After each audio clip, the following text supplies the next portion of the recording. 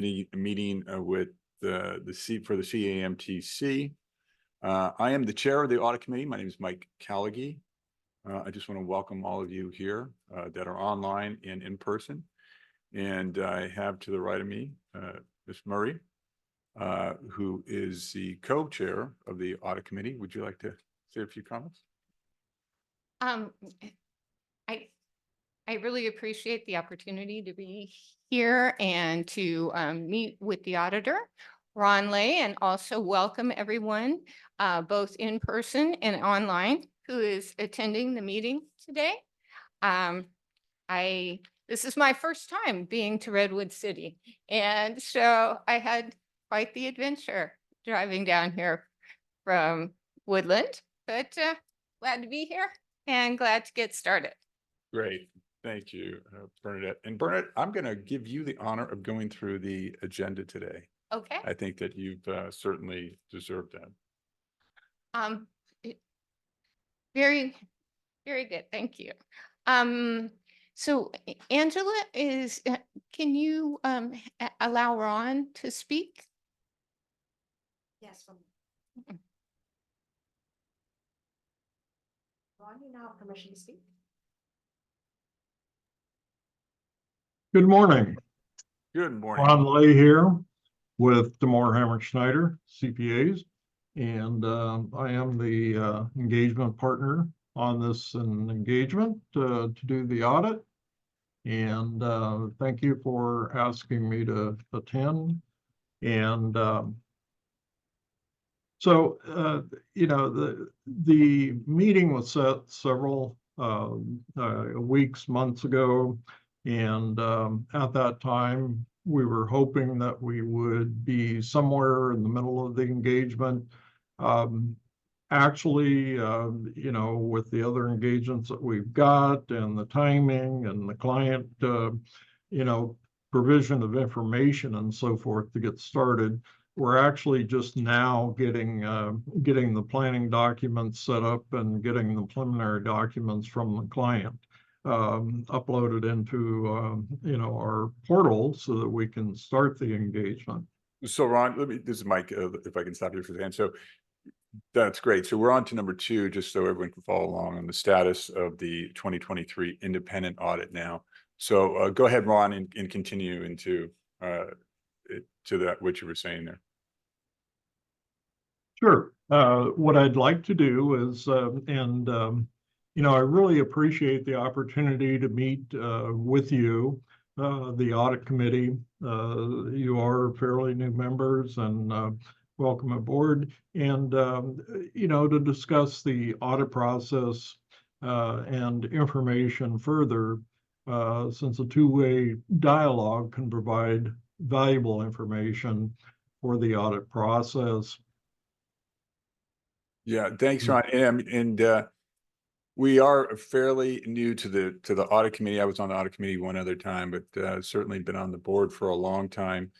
And we welcome this new era, really, of transparency in the way that we conduct our audit. We believe that the certificate holders and the public certainly have a right to know what's going on. So we look forward to this process of being completely transparent and making sure that it's done the right way and that every nickel of certificate holder funding is accounted for.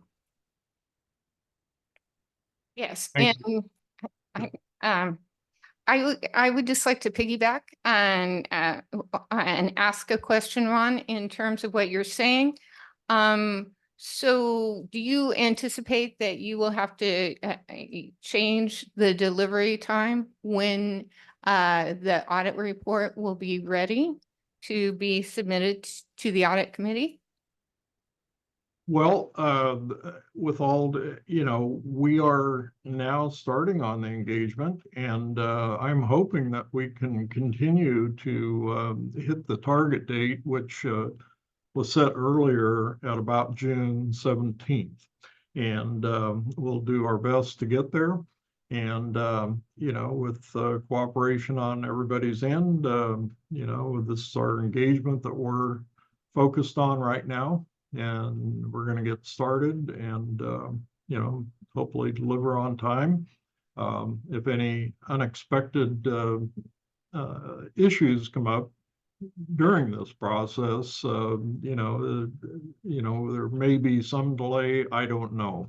It's sort of every year is a new situation. So And we're speaking doing of our best. unintended delays, I mean, we can see what happened this morning to me. Yeah, no doubt. Hopefully that won't delay the audit more, but Yeah. but Ron, I really appreciate that. And for those who really are not familiar with the audit process or used to watching the sausage being made, could you kind of walk us through the process of an audit, what you're going to be looking at, what information you'll be seeking, and how that whole process works out to the end result? Sure. And I have a few scripted things here, the items that I'll kind of go through so we can stay on track. Our responsibility is to plan and perform the audit to obtain reasonable but not absolute assurance that the financial statements are free of material misstatement. And we conduct our audit in accordance with general accepted accounting or audit standards promulgated by the auditing standards boards. And so, when it's very important to understand that we're trying to obtain a good solid base about what's the financial statements, but it's not absolute. Unfortunately, we don't look at every transaction. It'd be prohibitively expensive to do that. As part of our audit, we'll consider the system of internal controls of the Massage Therapy Council. Such considerations will be solely for the purpose of determining our audit procedures and not to provide any assurance concerning such internal control. We're responsible for communicating significant matters related to the audit that are, in our professional judgment, relevant to your responsibilities in overseeing the financial reporting process. However, we are not required to design procedures specifically to identify such matters. Stating that we're also responsible for communicating various matters required by law, regulation, agreement, or other agreements applicable to the engagement. So, anything that comes to our attention that we feel is, significant to the financial reporting process, we're going to, bring to the audit committee's attention and, for resolution so, and again, I want to kind of, state, our audit is to determine that the financial statements are prepared in accordance with generally accepted accounting standards as promulgated in the United States of America. And the CPA, puts those together. And, and part of our audit, we develop a concept of materiality and planning our engagement. And the auditor intends to address areas with higher assessed risks of material misstatement. And, a couple that are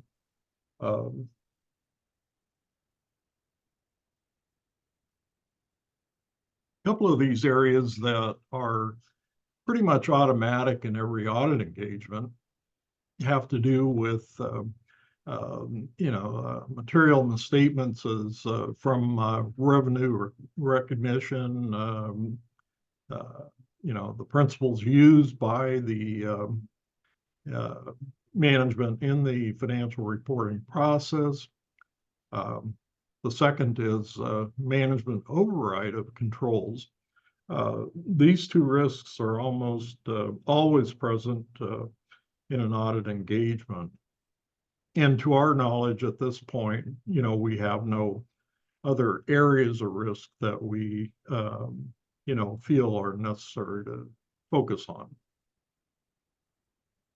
So, Ron, when you and I had talked before, I had asked you specifically if you actually were doing, as part of your planning for the audit, you did on-site,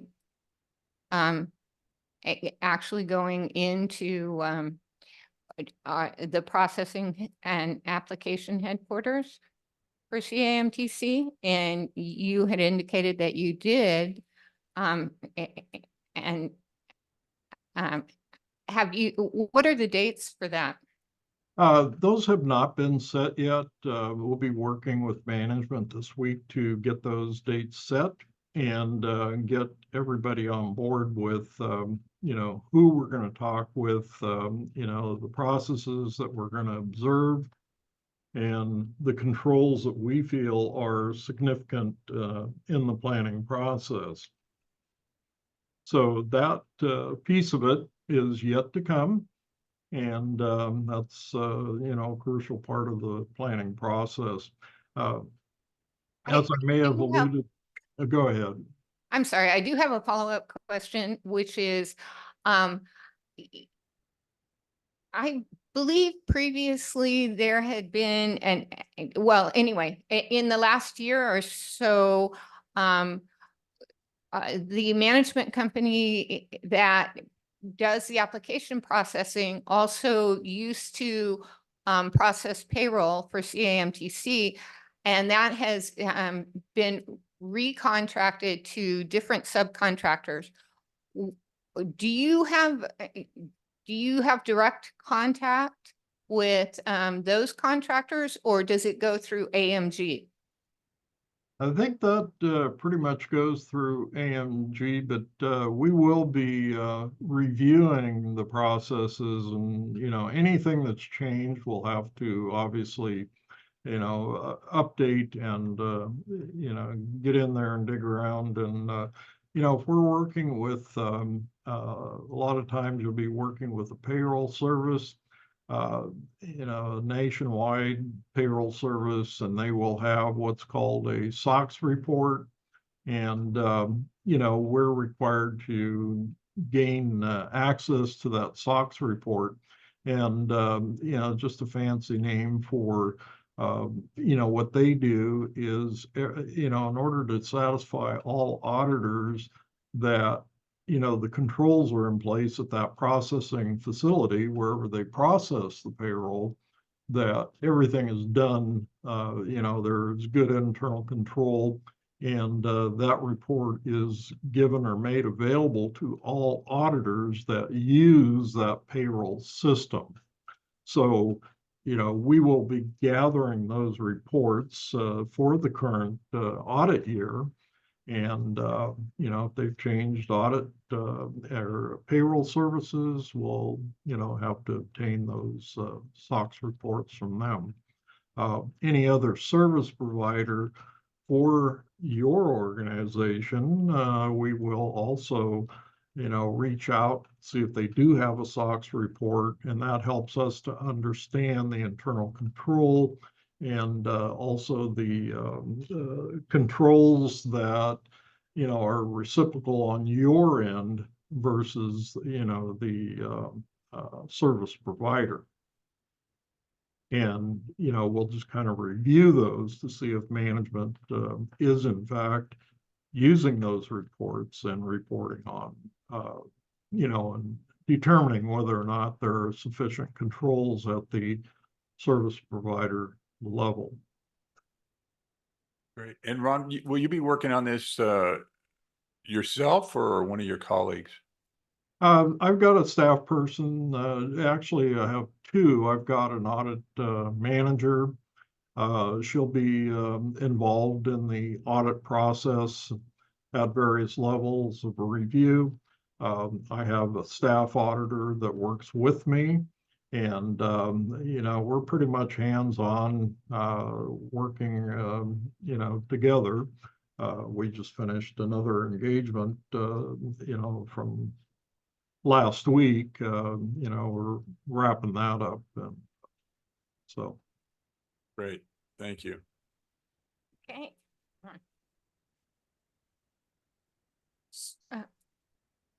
So we can move on to item 3, Hey, Brent, or do you have a question? No, just to be, to keep in compliance with the way I'm used to doing the Certainly. agenda is to, we'll ask for, any public comment after each item. Okay, Yeah, I know I didn't set it up that way, but I think it's probably the best way to do it. okay. Yeah, I just,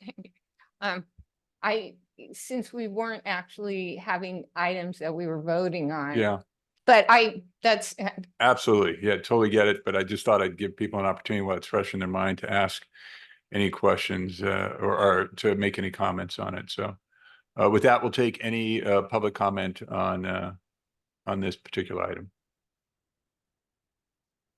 Seeing, sure.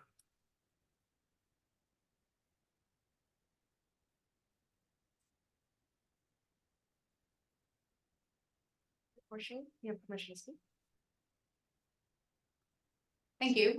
Just a quick question. Has a budget or contract amount been established for the level of work that Mr. Lay and his team will be performing? I'm sorry, could you repeat that? Has a budget or a contract amount been identified for the work that's going to be performed? That is correct. That has been set forth in our engagement letter. And let's see, the date of our, I guess that's February. Let's see. Sorry, I added here, but it's included in the engagement letter that was presented to the audit committee on February 23rd, 2024. And sets forth our fee estimate in there.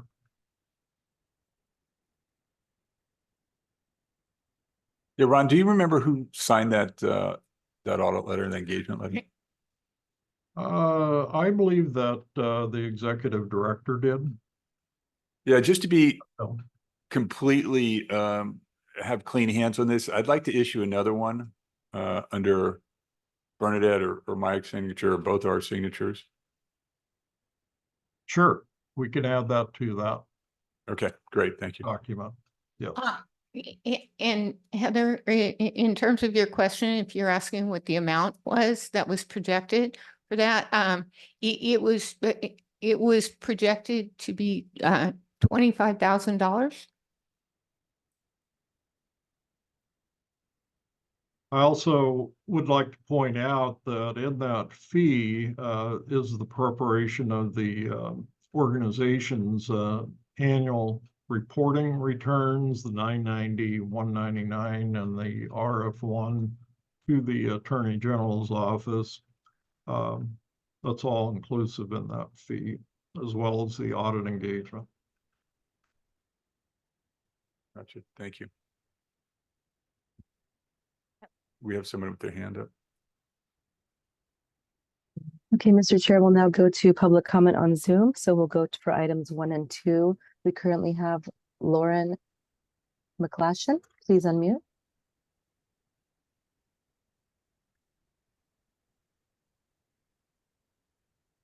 Lauren McClashen. Apologies if I mispronounce your last name. If you can unmute your microphone.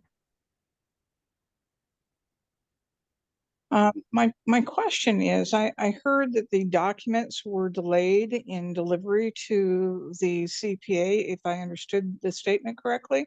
I'm curious what caused the delay and how long the delay was. When were the documents anticipated that they should be in the hands of the CPA so they could meet this deadline of June 17th?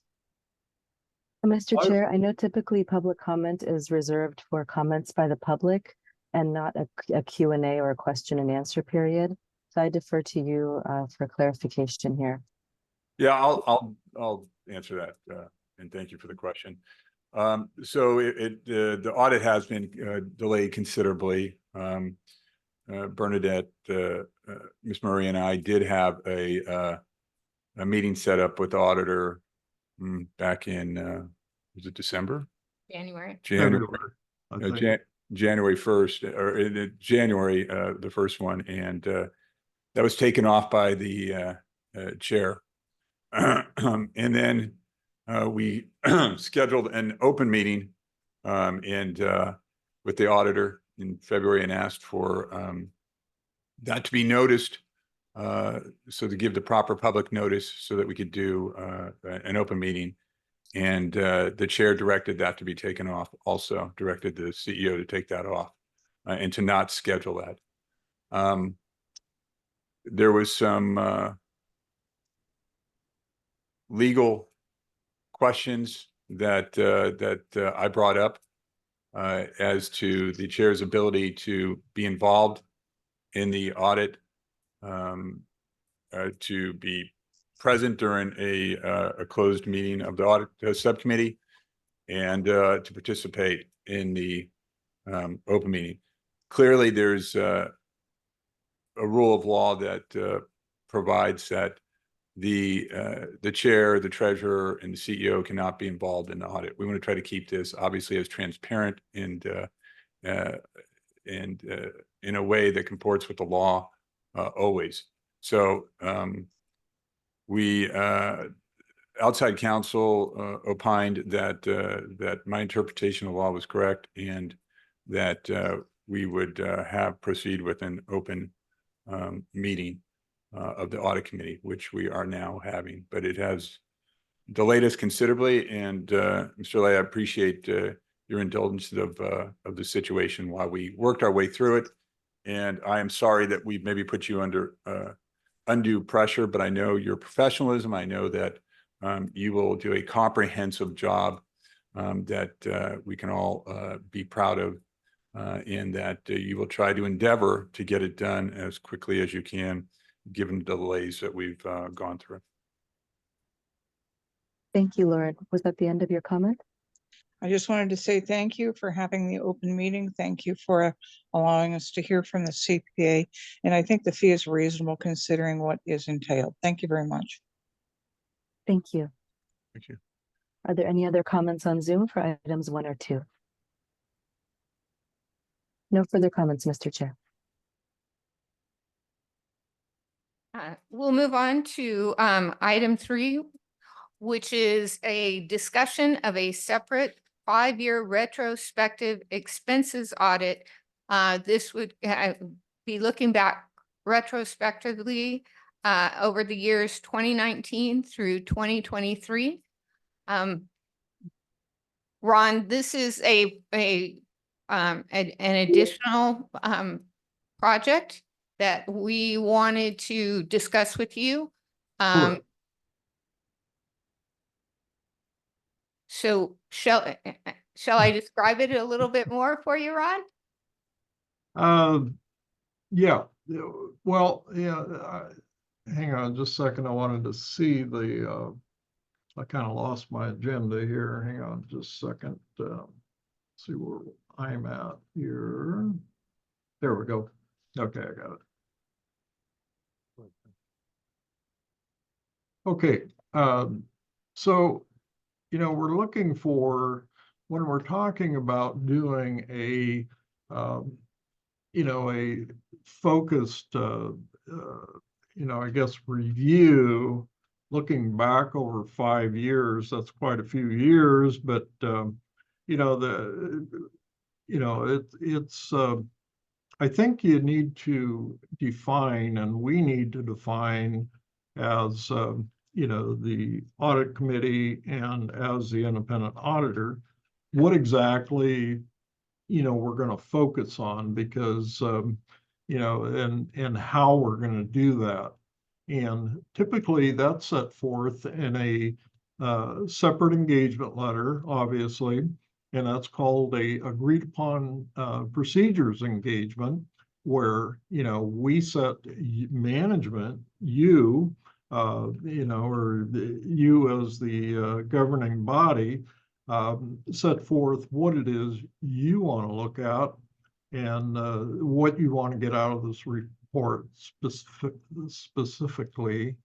And, you know, it'll be a very focused engagement as opposed to, you know, a general financial statement audit where, you know, you're just, you know, testing things that, you know, based on professional judgment.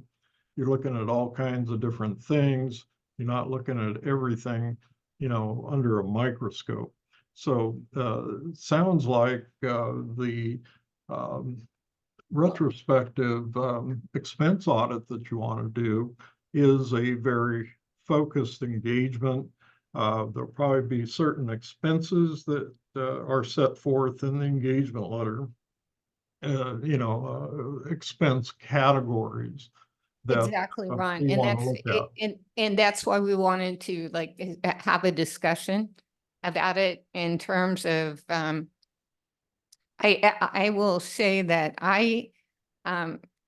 it, first of all, really wanted to check in with you.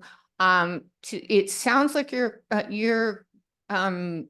calendar and schedule is pretty full at the moment. Do you anticipate that you would have time for this year?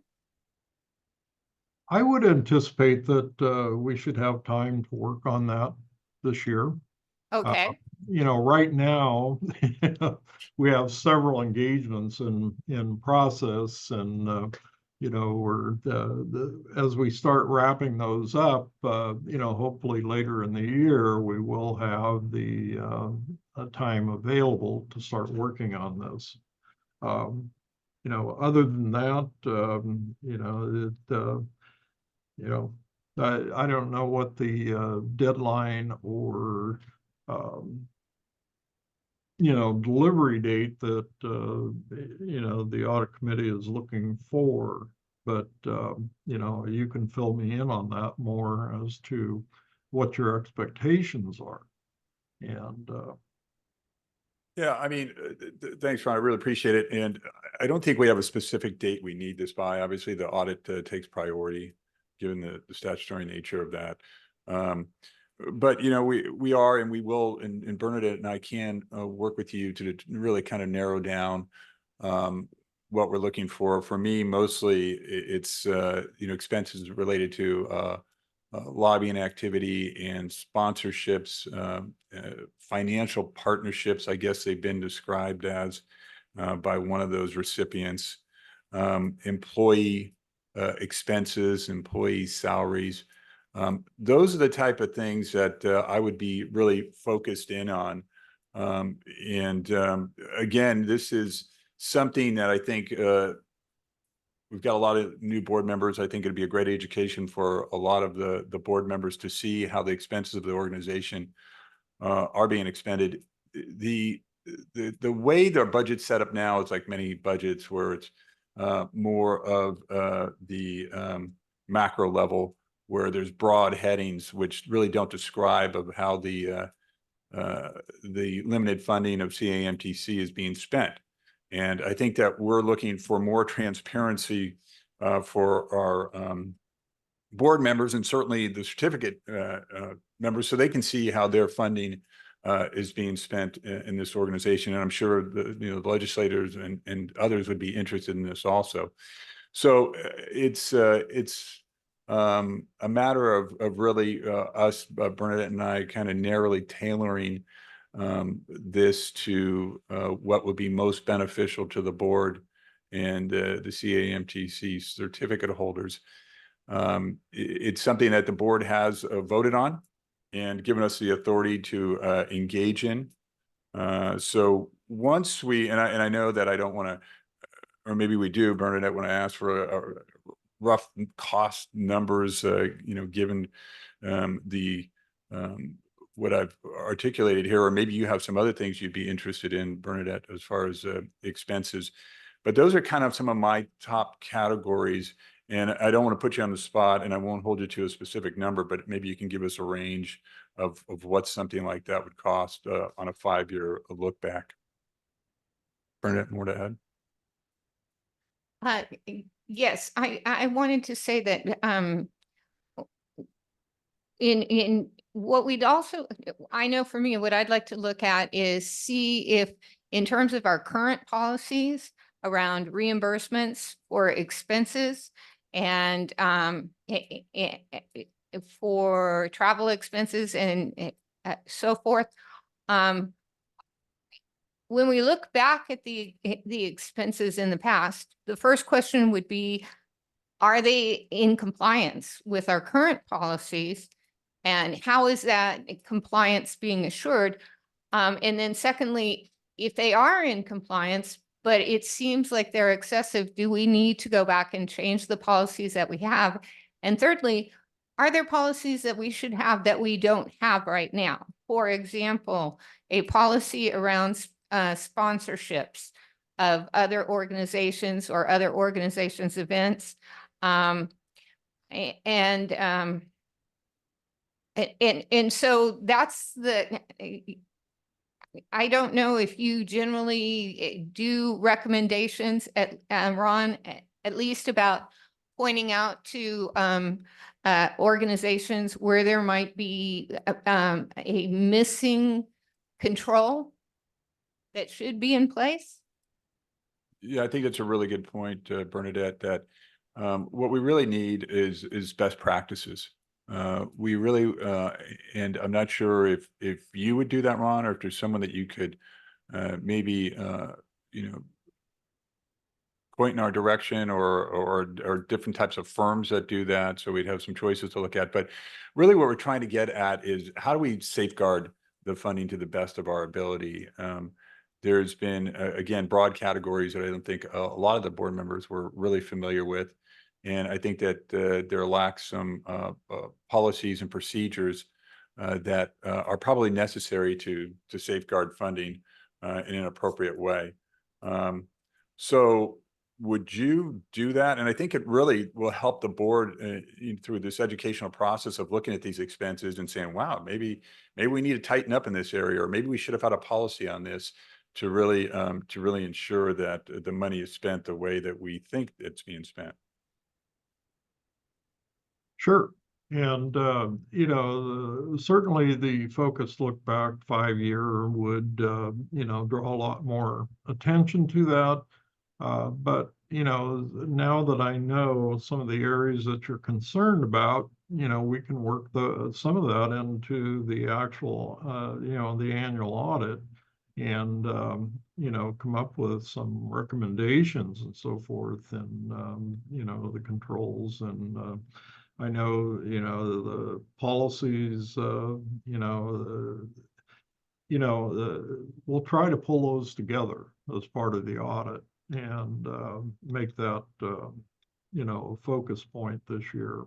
And, every year we kind of like to, change the audit approach up a little bit. This is an organization, the management team, the financial officer, are pretty much entwined. And it's everybody's working from home supposedly, and it's really hard to go in and talk to people. And we want to make a better approach or of that this year in doing the audit.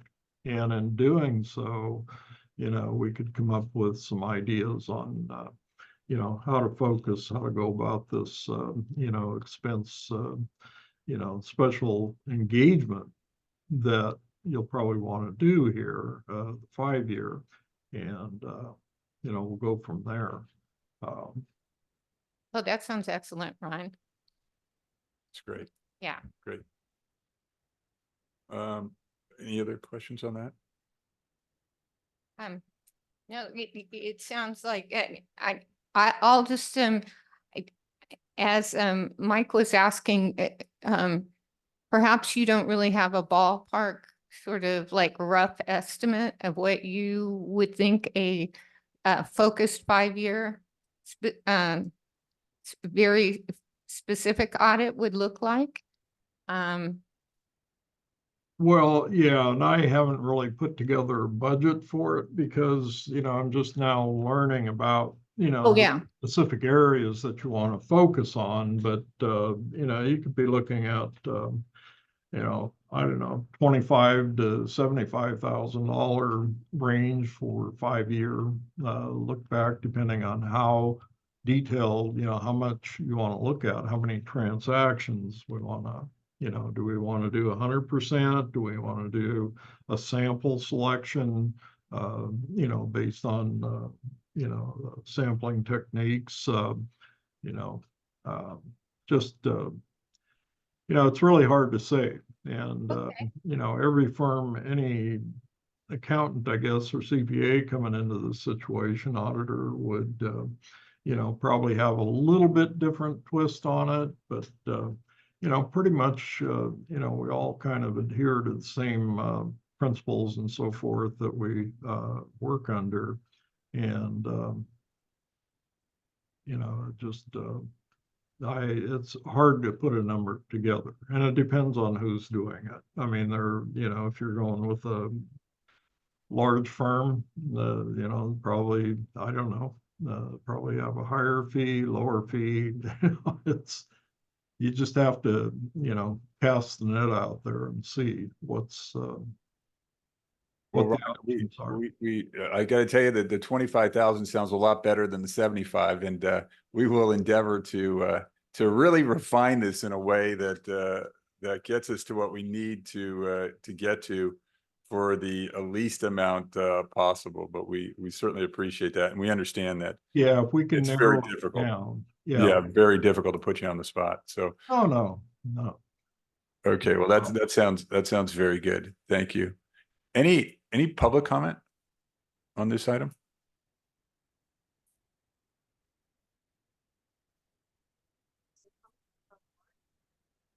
Lashley? Lauren, I'll allow you to speak for 2 minutes. Please unmute yourself.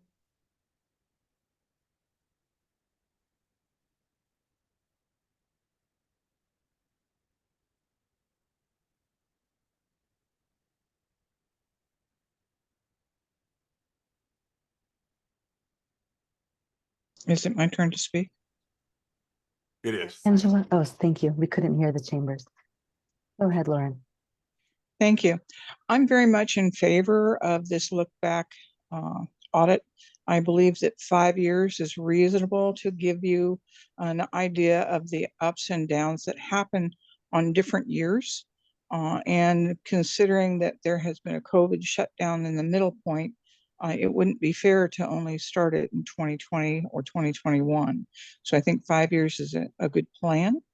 And I think your target is something that all of us massage therapists that pay our now expanded amount of certification fees are interested to see how our fees are being spent and give us an idea of why they were doubled.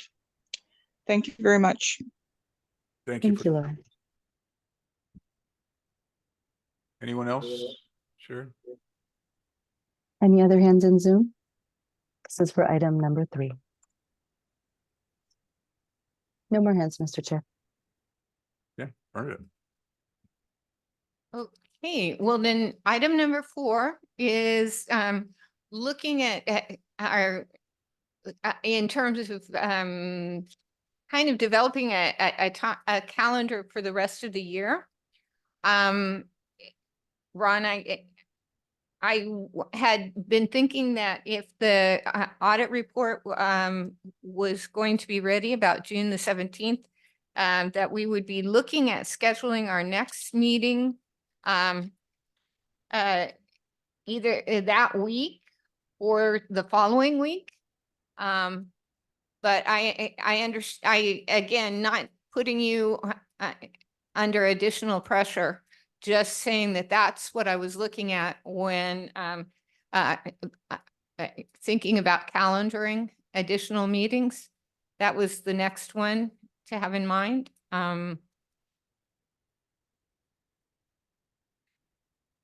And so I'm suggesting now that we go ahead and tentatively go ahead and schedule a date for that meeting. And then if we need to change it, we can change it as we get closer to it. How does that sound to you, Mike? I think that sounds great. That's terrific. Let me just pull up my calendar. I've got my wonderful assistant over there looking at my calendar too, and it is rough. But let's endeavor to find a date here that we can agree on. Yes, Ron, do you have any specific days of the week that don't work well for you? Well, June 17th, I notice is my wife and I anniversary. No, I'm just, Oh, Yeah, we're- I- we're that gonna one, do that, yeah. either, it'd be like later the week of the 17th, maybe around the 21st or so, 20th, 21st, or if we like keeping it on Tuesdays, maybe the 25th of June. How would that work, or do you need it sooner? Okay, well, the Yeah. 25th of June, I know that Mike is committed to. Yeah. Okay, It's a Board of Supervisors meeting. okay. Friday, the 21st would work for my schedule. And how about your schedule, Mike? It would. I know it's the first day of summer. And we typically have a little celebration for the folks here at the county.